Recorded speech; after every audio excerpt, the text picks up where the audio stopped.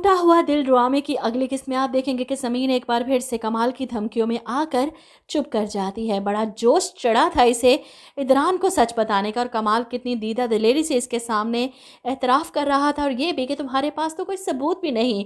और वो जो मोबाइल हाथ में पकड़े इदरान की कॉल काट कर कमाल से बात कर रही थी। गुस्सा आ रहा है इसे देख कर कि कम से कम इसकी रिकॉर्डिंग कर लेती या इदरान को कॉल ही मिला लेती, लेकिन नहीं, कमाल की बातों से डर जाती है और चुप कर जाती है। कमाल डरा धमका कर प्यार से मासूम बनकर मस्कीन बनकर समीन को शीशे में उतार लेता है, लेकिन इस बात का बदला वो मारिया को ऑफिस भेज कर लेता है। इनकी सारी इन्फॉर्मेशन लीक करता है ताकि इनको वो प्रोजेक्ट ना मिले। गयूर साहब का गुस्सा इदरान और समीन पर निकले।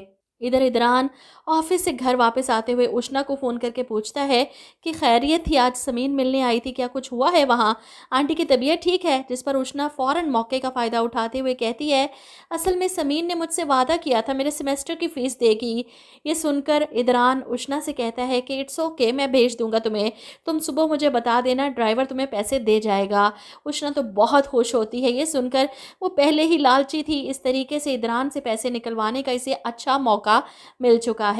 इदरान घर आता है तो समीन से सवाल करता है, तुम क्या इरहा को स्कूल छोड़कर रोज अपने पेरेंट्स की तरफ चली जाती हो। ये सुनकर समीन को हैरत होती है कि आपको बुरा लगा है, मैं तो वैसे ही अम्मी की तबीयत पूछने चली गई थी, अगर आप कहती हैं तो नहीं जाया करूंगी।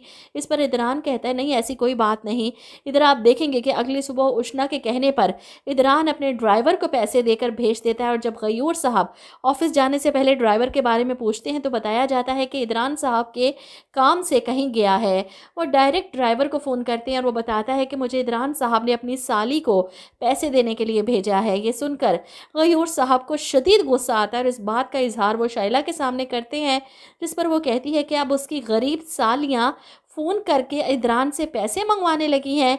शाइला अपने वालिद के लहजे में इदरान और समीन के लिए गुस्सा देखकर खुश होती है। कमरे में जाकर कमाल से कहती है, पहली बार डैड को इदरान और समीन की तरफ से इतना बदगुमान देखकर इतनी खुशी हुई है कि मैं तुम्हें बयान नहीं कर सकती। ये सुनकर कमाल भी बहुत खुश होता है, यही तो वो चाहता था। इधर समीन कमरे से बाहर आती है जब इसे पता चलता है कि अंकल ने नाश्ता भी नहीं किया, नाराज़ हैं और ऑफिस जाने के लिए तैयार भी हैं। तो वो इनके पास आती है कि इदरान बता रहे थे कि आपकी तबीयत ठीक नहीं, आपने नाश्ता भी नहीं किया, ऐसे ऑफिस चले जाएंगे तबीयत ज़्यादा ख़राब हो जाएगी। गयूर साहब को तो करोड़ों का प्रोजेक्ट हाथ से निकल जाने का गम खाए जा रहा है, और इसी गुस्से में वो समीन और इदरान दोनों से खफा हैं। ऊपर से समीन के घर वालों का इस तरह पैसे बटोरना इन्हें बहुत बुरा लगा, और यहाँ पर मारिया फ़ौरन समीन की बात काट कर अपने नंबर बढ़ाती है कि मैं ऑफिस जाकर अंकल को अच्छा सा नाश्ता करवा दूंगी और कॉफ़ी तो अपने हाथों से बनाकर पिलाऊंगी ताकि बिजनेस की सारी टेंशन ख़त्म हो जाए। इसके मुंह से अनजाने में ये सब फिसल गया और कमाल घबरा कर मारिया को देखता है। मारिया भी फ़ौरन परेशान, और ऐसे में शाइला चौंक जाती है, तुम्हें कैसे पता चला कि डैड को बिजनेस की वजह से टेंशन है।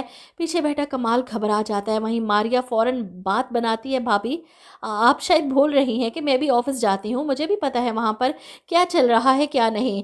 लेकिन समीन को इन दोनों बहन भाई पर शक होता है कि हो ना हो इस सब के पीछे भी इन दोनों का हाथ हो सकता है, वरना ये डील इस तरह हाथ से कैसे जा सकती है।